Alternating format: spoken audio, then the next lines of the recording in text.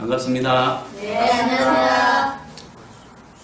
오늘은 요한계시록 11장 두 번째 말씀입니다. 본문 먼저 한번 읽어보겠습니다. 내가 너희 두 증인에게 권세를 주리니 그들이 굵은 베옷을 입고 1260일을 예언하리라.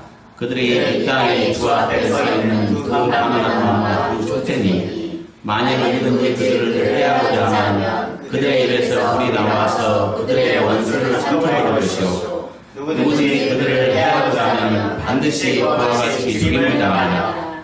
그들의 권능을 가지고 하늘을 닫아 그 예언하는 날 동안 비가 오지 못하게 하고 또 권능을 가지고 물을 피어 변하게 하고 아무 때든지 원하는 대로 여러 가지 작으로 땅을 치리로다. 아멘. 오늘 이 말씀 제목은요, 대환란 시대의 거짓 그리스도와 거짓 선지자에 맞서 예언할 하나님의 두 증인들의 사역입니다. 이렇게 잡았는지는 좀 이따 깨달아보면 알게 됩니다. 먼저 원어 비교를 해보면은 3절에 정의는 복수입니다. 그래서 정인들로 했고요. 여기 배옷도 복수라서 배옷들로 했고요. 4절에 감람나무도 복수이고요. 촛대도, 이 촛대는 그 원어의 뜻이 등대라는 뜻을 가지고 있습니다. 그 등대 이제 복수이기 때문에 등도 들려일 거예요. 여기 이제 촛대라는 것은 뭘 말합니까? 촛 꽂는 그 대를 말하죠. 예, 그 시대를 말한단 말이죠. 그러니까 등대하고는 다르죠. 여기서 등대는 모세의 성막 구조의 그 성소 안에서 불 밝히는 기구입니다. 7 등대라고 하죠. 예, 그 등대를 말하는 거예요. 근데 여기서 이제 두 등대라고 했죠. 이 두 사람, 두 정인을 말합니다. 이렇게 여기서 등대는 뭐냐면 불 밝히는 기구인데, 이 두 정인은 대환란 시대에 거짓 그리스도와 거짓 선지자가 자신들을 속이죠. 그래서 자신이 하나님처럼 거짓 그리스도는 경배를 받고 또 거짓 선지자는 그를 숭배를 못하게 해야 될 자가 오히려 하나님 외에 거짓 그리스도를 갖다가 우상화하고 그의 우상을 만들어서 섬기간단 말이죠. 여기에 맞서서 싸울 두 주님의 종들입니다. 그래서 이제 뭐냐면은 이들이 정체가 누군가를 좀 설명하고 있는 거거든요. 그들의 정체는 두 감람나무와 두 등대라는 거죠. 이 등대를 먼저 말하면, 등대는 교회 안에, 그러니까 여기서 등대는 뭘 말하냐면, 원래 성막 구조에서는 그 성소 안에 불 밝히는 기구였는데, 계시록 1장 19절을 보면, 등대는 교회라고 말해주고 있죠. 그러니까 여기서는 교회예요, 교회.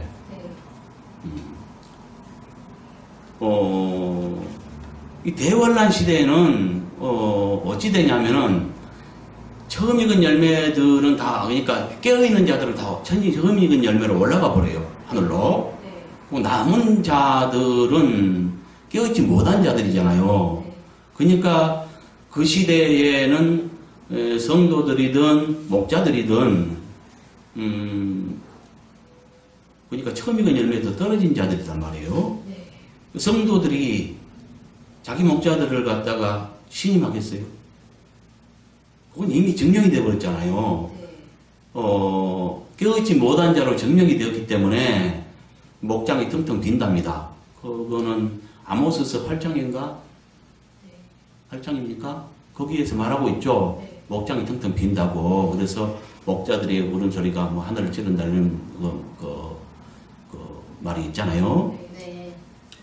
그래서 그 교회들, 그 목자들의 말을 성도들은 신임하지 않을 거란 말이죠.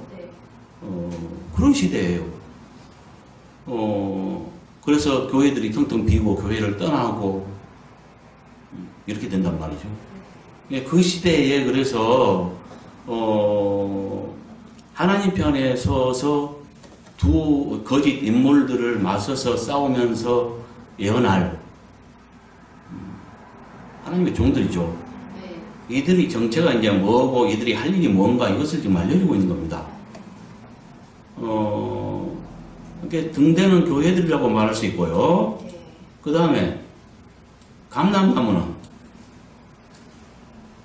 이 등대에 불을 밝히기 위해서는 밑에 등잔대 그 밑에 그 기름 넣는 그 기름통에 감람유를 넣거든요.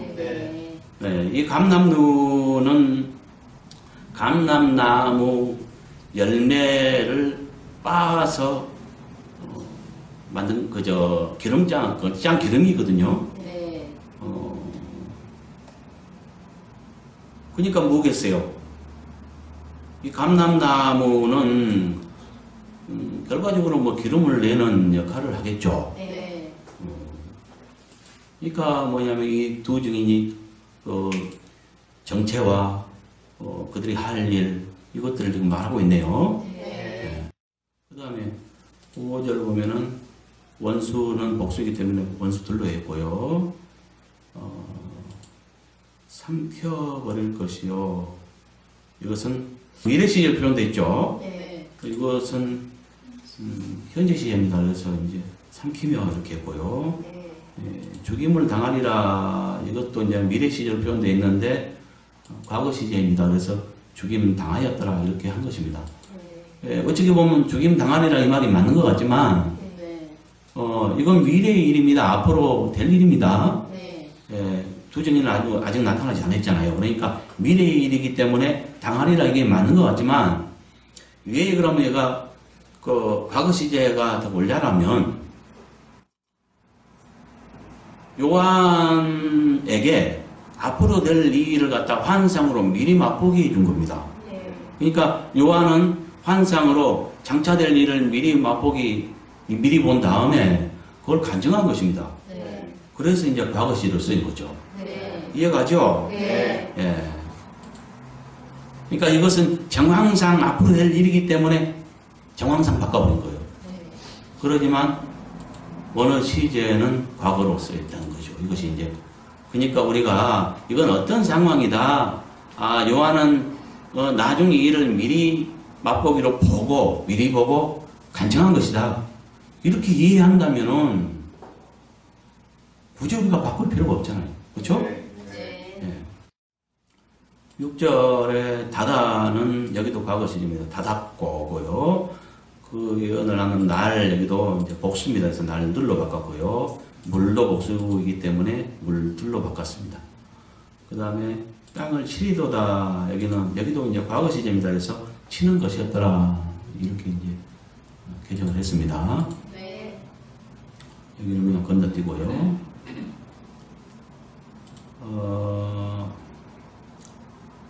분석 한번 해보겠습니다. 3절에 내가 나의 두 증인들에게 권세를 주리니 그들이 굵은 베옷들을 입고 1260일을 예언하리라. 이 말은 힘센천사로 상징된 예수님께서 하신 말씀으로서 대환란 때 거짓 그리스도와 거짓 선자에 맞서 싸울 두 증인들의 특징과 사역 기관과 사역의 성격에 대한 설명 이렇게 정의했습니다. 무슨 말이냐면 여기서 말씀하신 분이 누구예요?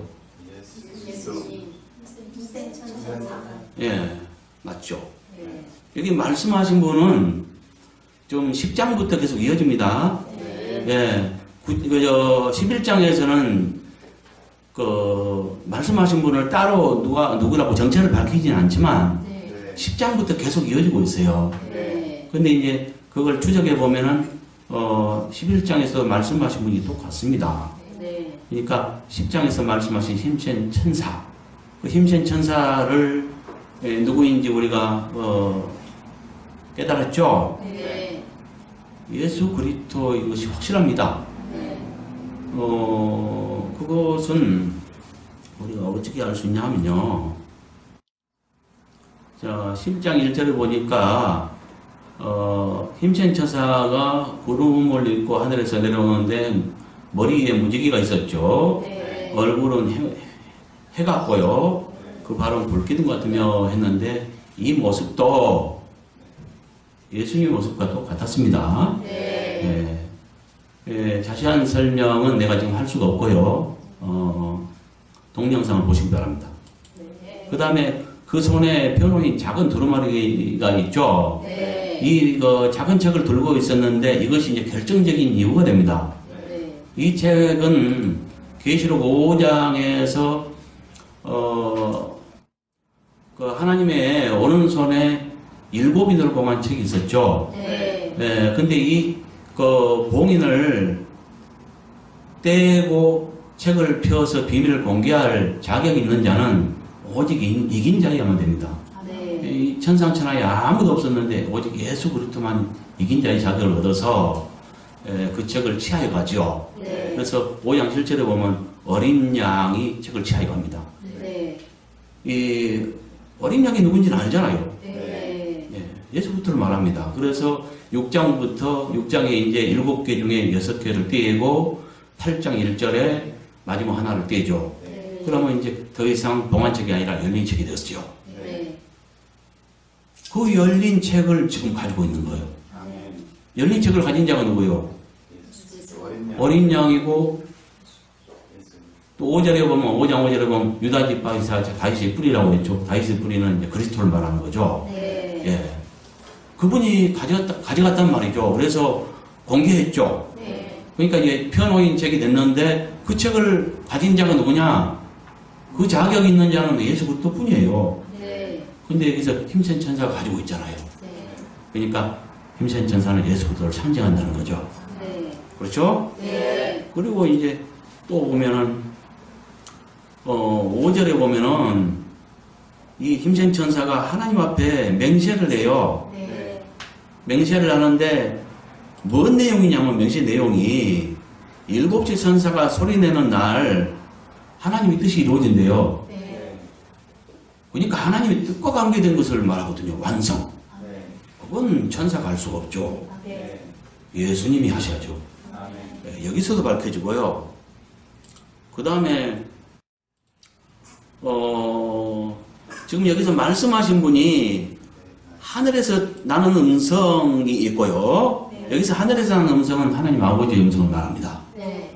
그 다음에 힘센 천사 이 두 우리 있죠. 네. 근데 11절에 보면은 여기 그가 그랬는데 그가 복수입니다. 여기 보면 복수죠. 네. 그래서 그들이 되겠죠. 네. 잠깐만요. 복수란 말이죠. 네. 그들이 내게 말씀하시기를 이렇게 해야 되겠죠. 네. 예. 계속해서 뭐냐면은 여기서 주로 말씀하신 분은 누구예요? 힘센 천사지. 그렇죠? 네. 예.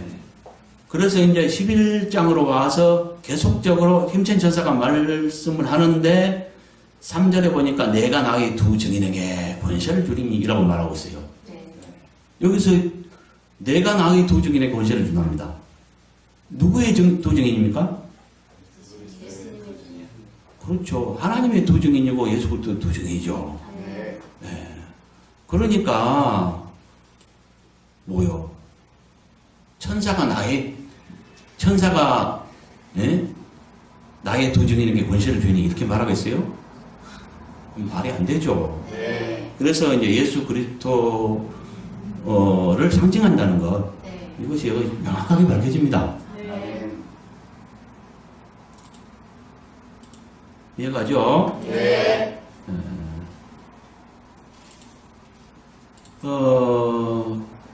그들이 굵은 베옷들을 입고 1260일을 예언하리라. 예언 기간은 1260일이라는 걸 알 수 있겠죠? 네. 그 다음에 굵은 베옷을 입고 한대요. 네. 이게 이제 그의 두 증인의 특징이라고 말할 수 있는데, 이것이 이제 그대로 이루어진다면은 상징이 아니라면 두 증인이 누군가를 우리가 알 수 있겠죠. 네. 굵은 배옷 입은 사람, 그러고 예언한 사람. 네. 근데 이거 상징이란 뭐 어떻게 될까요? 못 알아봐요. 그렇지. 그게 문제예요. 네. 그래서 이것은 물론 둘 다를 눈여겨보되 아닐 경우를, 그러니까 상징일 경우를 대비해서 만약에 이게 상징인데 이걸 표적 삼아서 굵은 배옷 입은 자만 증인이라고 생각을 하고 그 생각을 가지고 있다면 놓쳐버리겠죠. 네. 그러니까 이대로 믿으면 더 큰 문제예요. 네. 물론 여기는 단정적으로 이건 상징이다 이렇게 말할 수는 없어요. 근데 계시록은 상징이 적입니다. 그래서 거의 상징으로 말하고 있습니다. 아멘. 그러니까 우리가 여기서 착각하지 않기 위해서는 상징으로 보고 보내야 되겠죠. 네. 그 다음에 이렇게 두 마음을 다 열어놓고 계세요. 아멘. 표현 입을 수도 있어요. 네. 근데 상징일 거라고 봅니다. 이 굵은 배옷은 뭐냐면 거친 배옷을 말해요. 네. 이렇게 몸을 막 괴롭게 거친 배옷을 입었으면 어째요? 몸이 괴롭겠잖아요. 네. 언제 입는 옷이냐면은 죄지었거나 이럴 때 이제 회개할 때 거친 배옷을 입었고요. 똑같은 말입니다. 굵은 배옷이나. 그 다음에 그 사람 죽었을 때 상복으로 입어요. 네. 전에는 상복으로 이렇게 입었어요. 지금은 많이 변했더라고요. 상당히 부드럽게 됐는데 전에는 거친 배옷, 그저 못이나 이런 걸로 짜가지고 굉장히 거의 두꺼웠어요. 그걸로 옷 해 입었잖아요. 예, 그걸 말합니다. 그러니까 이게 뭘 말하겠어요? 뭘 상징하겠어요? 시편 30편 11절에 보니까 주님께서 나의 슬픔이 변하게 하여 춤이 되게 하시며 나의 베옷을 벗기고 기쁨으로 띄우셨나이다. 이렇게 말하고 있고요. 여기서는 뭘 말해요? 슬픔이 변하여 춤이 되게 하시며 나의 베옷을 벗기고, 그러니까 베옷을 입는 것은 슬픔의 상징이고요. 네. 베옷을 벗는 것은 뭐예요? 기쁨. 네. 이렇게 말하고 있죠. 네. 마태복음 11장 21절에 보니까 화 있을진저 보라시나 화 있을진저 베세다야 너에게 행한 모든 권능을 두로와 시돈에서 행하였더라면 그들이 벌써 베옷을 입고 제에 앉아 회개하였으리라. 여기는 이제 뭐요? 예. 그러니까 어떤 죄를 지었을 때 괴롭잖아요. 네. 그래서 그 회개할 때 이 굵은 베옷을 입고 자신을 괴롭게 하면서 이제 회개했던 거죠. 네. 예, 이때 있는 거. 그 다음에 시편 35편 13절을 보면 나는 그들이 병들었을 때 굵은 베옷을 입으며 금식하여 내 영혼을 괴롭게 하였더니 내 기도가 내 품으로 돌아왔도다. 이렇게 말하고 있어요.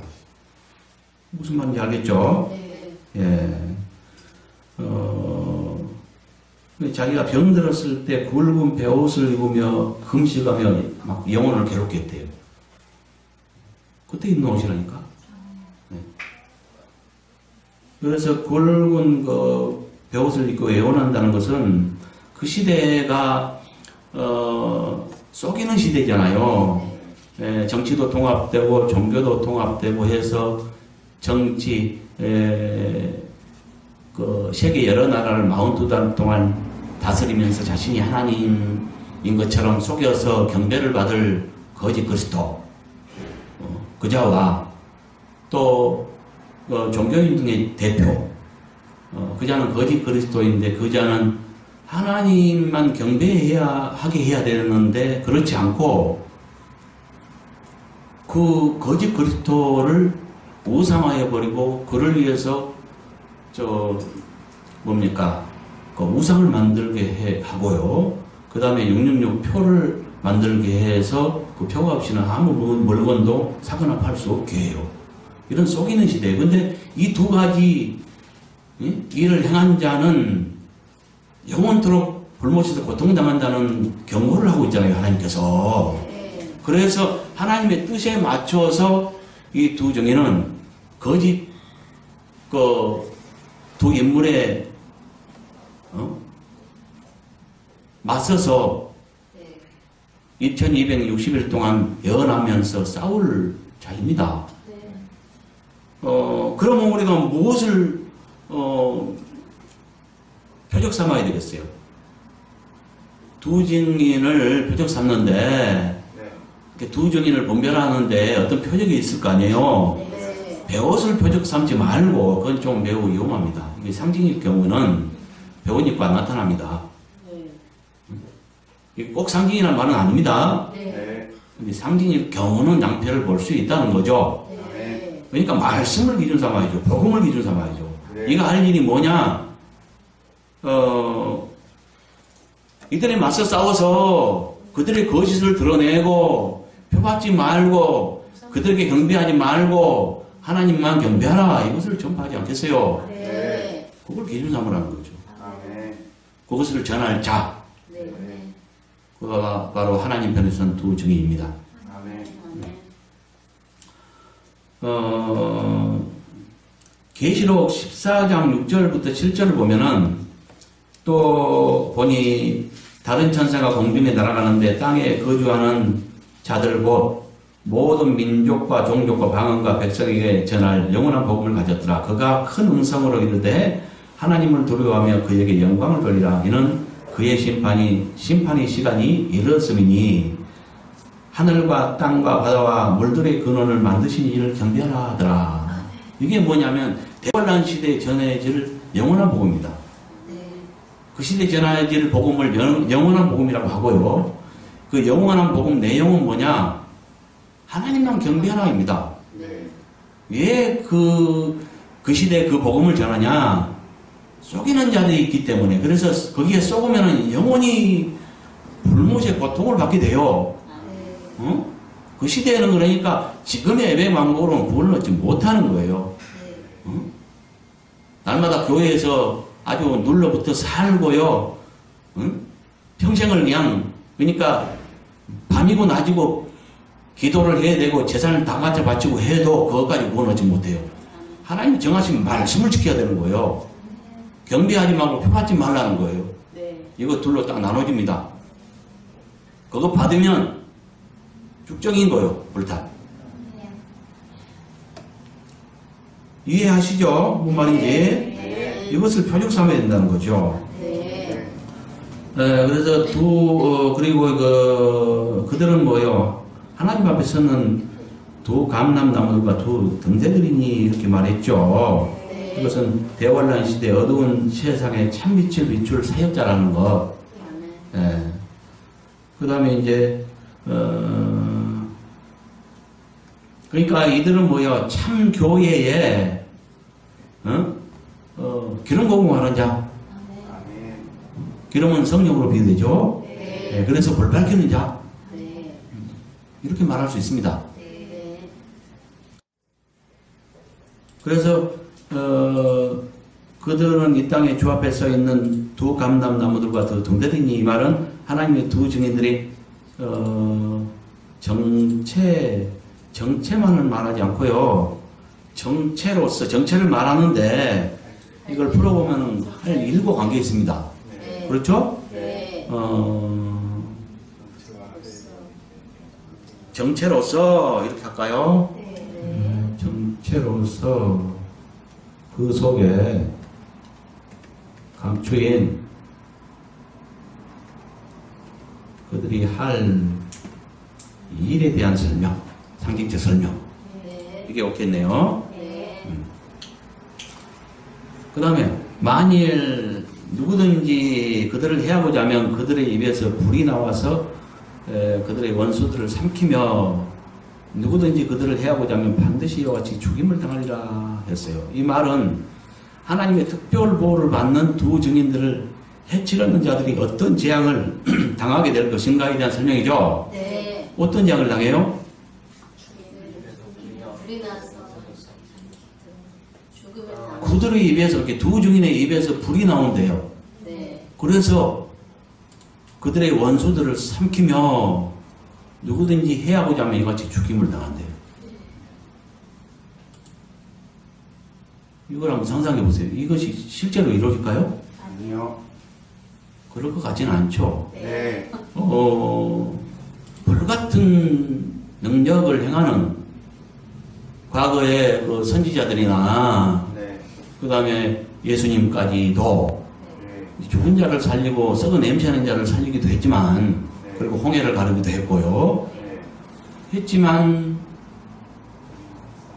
친히 그 입에서 불을 뿜은 적은 없었어요. 네. 이것도 상징으로 봐야 되겠죠. 그러지 않겠어요? 네.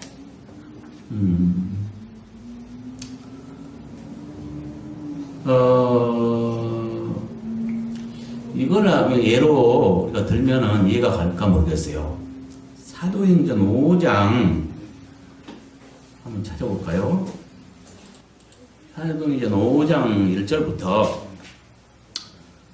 아나니아라 하는 사람이 그의 아내 삽비라와 더불어 소유를 팔아 그 값에서 얼마를 감추매 그 아내도 알더라. 얼마만 가져다가 사도들의 발 앞에 두니 베드로가 이르되 아나니아야 어찌하여 사단이 내 마음에 가득하여 내가 성령을 속이고 땅값 얼마를 감추었느냐. 땅이 그대로 있을 때는 내 땅이 아니며 판 후에도 내 마음대로 할 수가 없더냐. 어찌하여 이 일을 내 마음에 두었느냐. 사람에게 거짓말한 것이 아니오 하나님께로다. 아나니아가 이 말을 듣고 엎드려 혼이 떠나니 이 일을 듣는 사람이 다 크게 두려워하더라.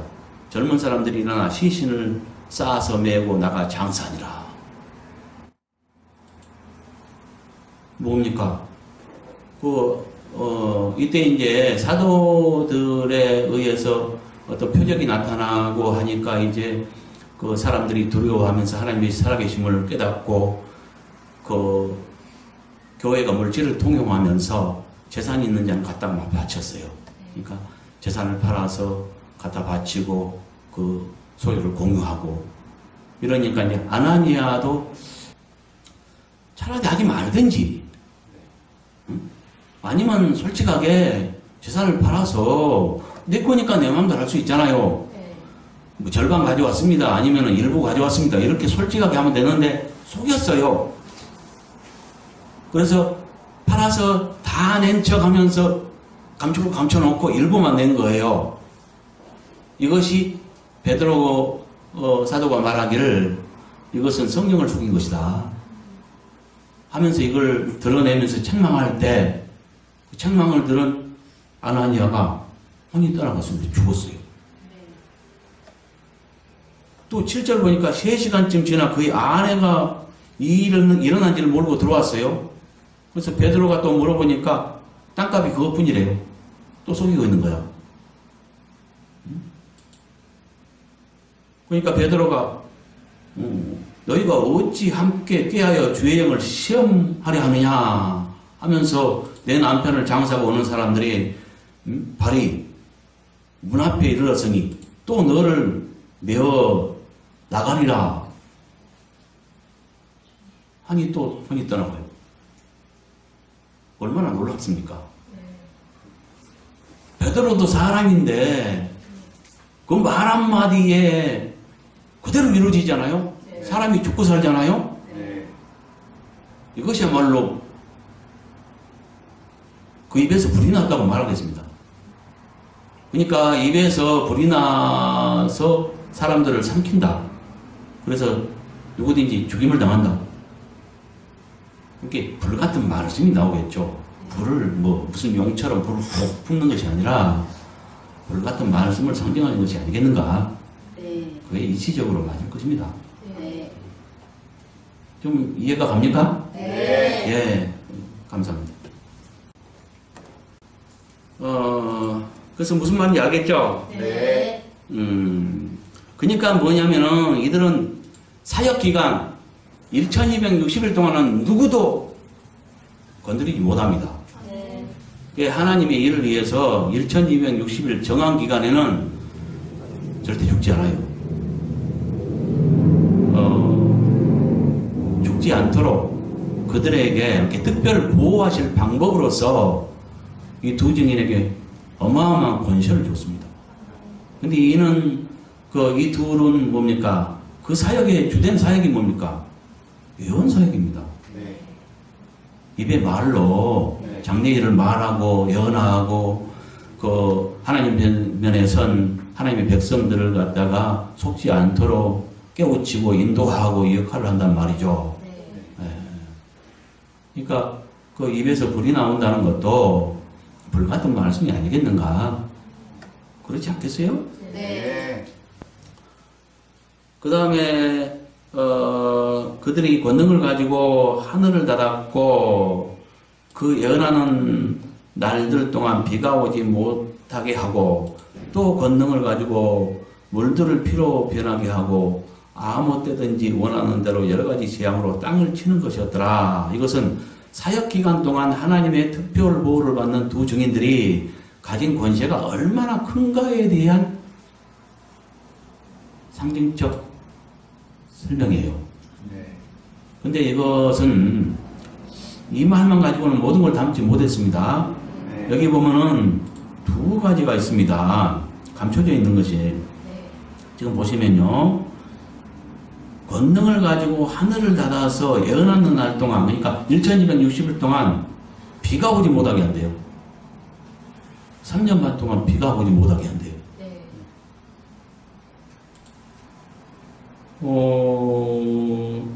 무엇이 생각납니까? 이걸 읽을 때. 엘리야. 그렇죠. 엘리야가 전에 그랬었죠. 네. 그 아합 선지자, 그 아합 왕의 아내, 그 이세벨이 그 뭡니까? 우상의 그 종들을 갖다가 이렇게 키웠죠. 양성했어요. 그러니까 뭡니까? 그 바알 선지자 몇 명입니까? 바알 선지자 400인가 아시라 선지자 450인가요? 그렇죠.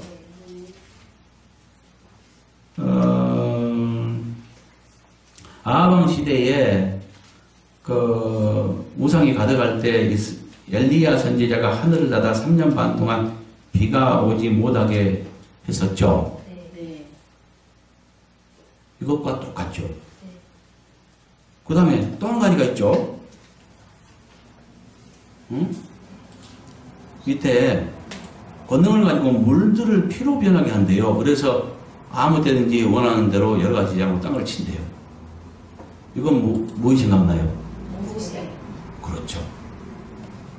모세가 그 이스라엘 하나님의 백성들을 출애굽시킬 때 열재앙을 내렸죠. 네. 그때 물이 변해서 피가 되게 했습니다. 맞죠? 네. 예. 그러니까 이건 뭘 말하냐면 구약 시대의 두 인물, 그 엘리야가 다시 하나님의 크고 두려운 날이 오기 전에 엘리야를 먼저 보내려 했죠. 네. 그러니까 하나님의 크고 두려운 날이 뭡니까? 심판되죠. 네. 심판되기 전에 반드시 엘리야가 먼저 와야 됩니다. 아멘. 근데 이제 예언의 이중성이라는 게 있습니다. 무슨 말이냐면, 우리가 그 성경도 구약이 있고 신약이 있죠. 네. 구약은 뭐냐면은 구약 시대에 이스라엘 백성이 이렇게 구약 시대 하나님의 백성이 이스라엘이었습니다. 네. 그들에게 준 법이라고 생각하세요.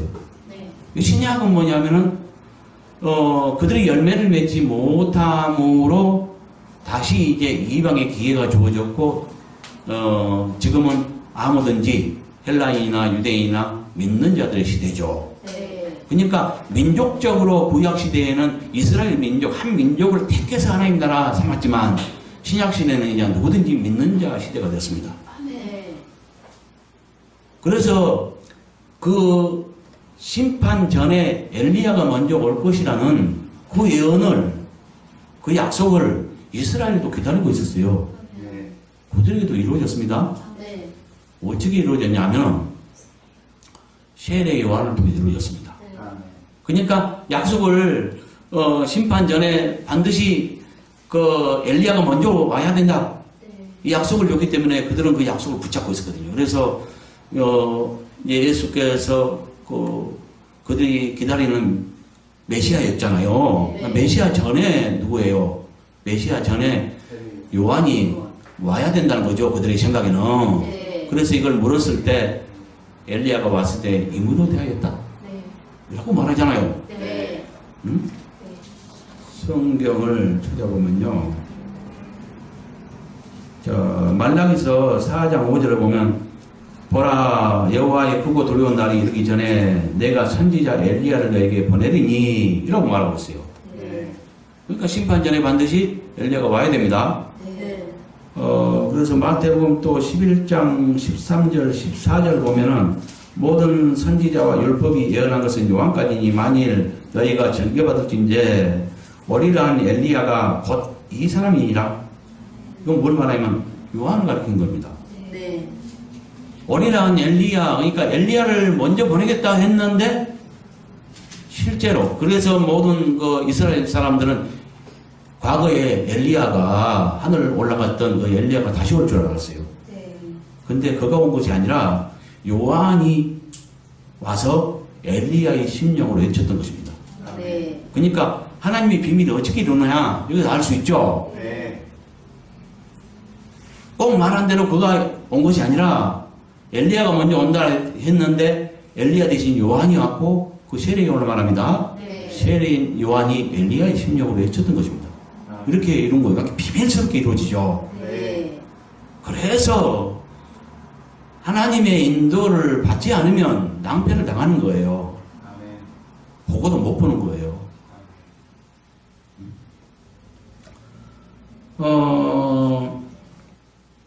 그리고 또 마태복음 17장 11절부터 13절 보면은 예수께서 대답하여 이르시되 엘리야가 과연 먼저 와서 모든 일을 회복하리라.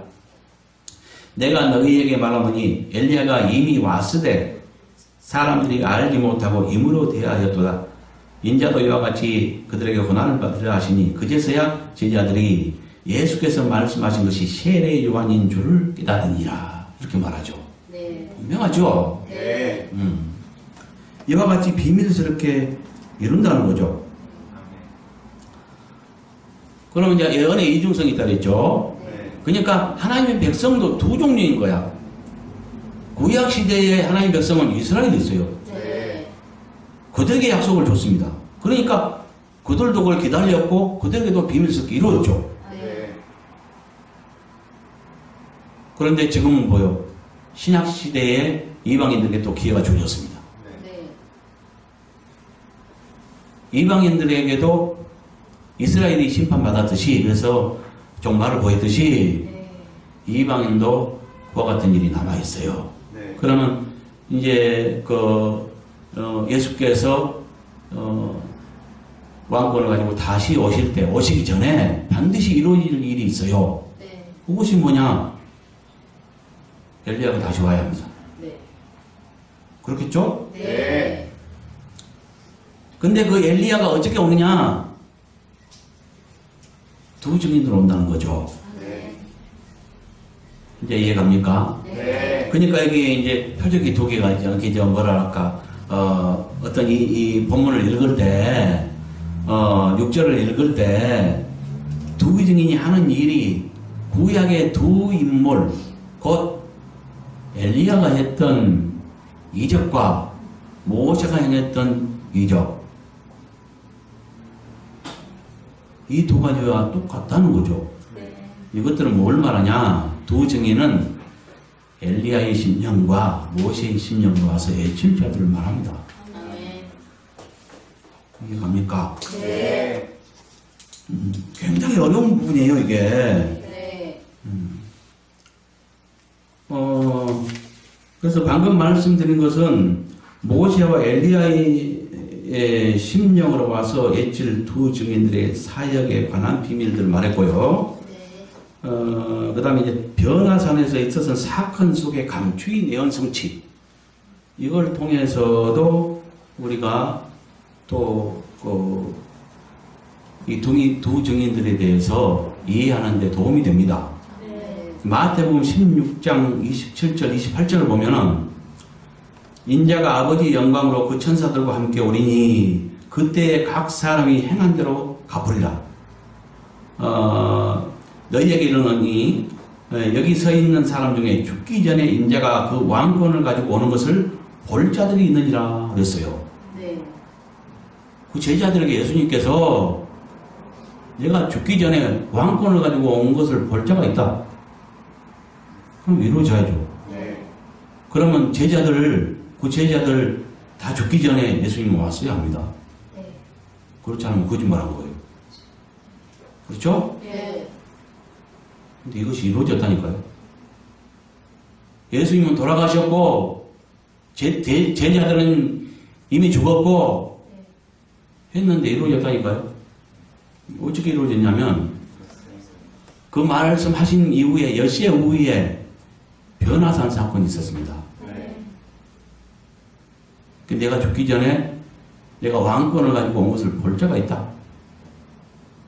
그 거짓말이 아니라 그 말씀하신 이후에 그래서 이제 그 제자들은 그러면 그 말을 듣고 어떻게 생각했겠어요? 깨닫지 못한 자는 자기들 죽기 전에 주님이 오신다고 철석같이 믿었겠잖아요. 네. 그래서 그 성경을 풀어보면은 그 사도들이나 그 초대교회에 살았던 그 제자들이 주님이 금방 오실 줄 알았어요. 실제로. 그러니까 이들도 이걸 못 깨달은 것 같아요. 그런데 깨달아보면 10시 후에 이루어졌습니다. 그 변화산 사건이 있었고 주님이 아주 희게 변했죠. 네. 한번 읽어볼게요. 마태복음 17장 1절부터 5절을 보면은 10시 후에 예수께서 베드로와 야고보와 그 형제 요한을 데리시고 따로 높은 산에 올라가셨더니 그들 앞에서 변형되사 그 얼굴이 해같이 빛나며 옷이 빛과 같이 휘어졌더라.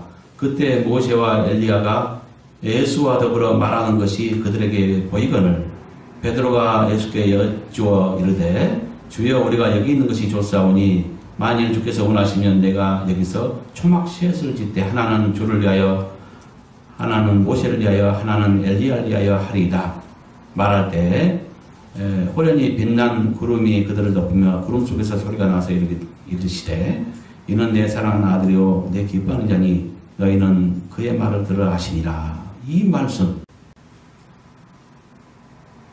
이게 뭘 말하냐면 장차 다시 오실 이렇게 왕권을 가지고 다시 오는 것을 볼 자가 있다 해놓고 10시에 후에 그거 보이는 겁니다. 네. 제자들은 그러니까 자기들 살아있을 동안에 주님 오실 거야 이렇게 이제 생각을 했는데 뭐냐면은 미리 맛보기를 보여준 겁니다. 그러니까 막 뭡니까 이게 지금 베드로가 깜짝 놀라서 내려가지 말고 여기 초막셋 짓고 삽시다. 그냥 세상에 간 것도 없었어요. 네. 예수님 모습을 보는 순간에 예수님과 엘리와 모세가 있었죠. 네.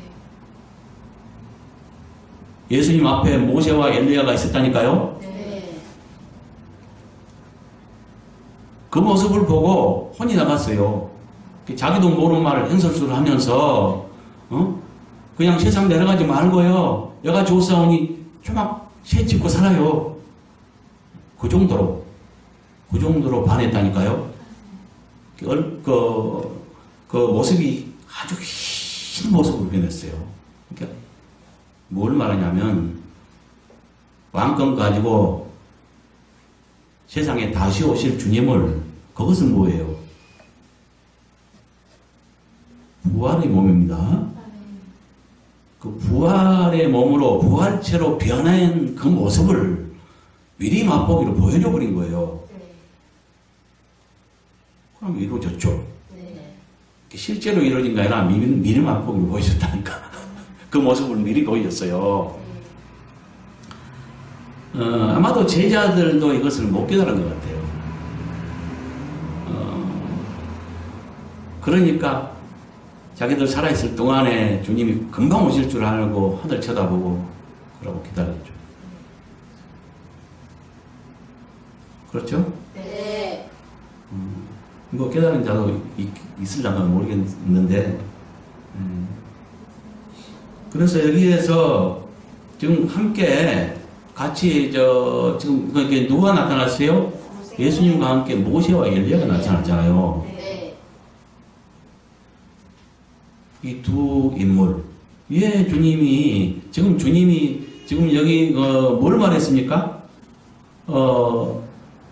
장차 왕권을 가지고 오시는 부분에 대해서 말씀하시잖아요. 네. 그런데 여기에 두 인물이 나타났어요. 구약에 모세와 엘리야가 나타났어요. 네. 그러고 어떤 것을 창의했어요. 말씀하셨어요. 네. 예수님 앞에 뭡니까? 모세와 엘리야가 나타났고요. 네. 함께 더불어 말하는 모습을 봤죠. 네. 그러면 예수님께서 지금 뭡니까? 이것이 다시 왕권을 가지고 오신 것에 대한 미리 맛보기로서 그 성취라면 말하는 것은 뭘 말했겠어요? 예수님의 왕권을 가지고 다시 오신 것, 재림에 대한 말을 하지 않았겠어요? 네. 그렇죠. 네.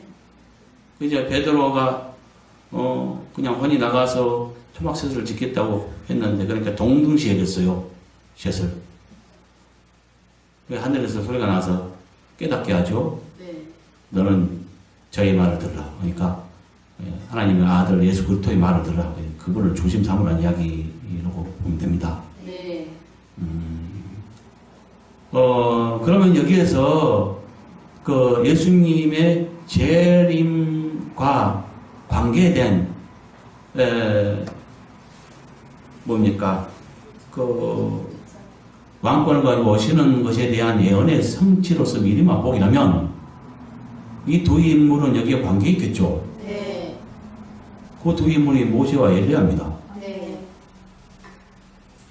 이해 갔어요? 뭔 말인지? 네. 여기에서 우리가 이제 6절을 읽어보니까 두 증인이 두 인물, 주님과 더불어 변호산상에서 만났던 두 인물, 엘리야와 모세의 그 특징을 그대로 이야기해 놓고 있잖아요. 네.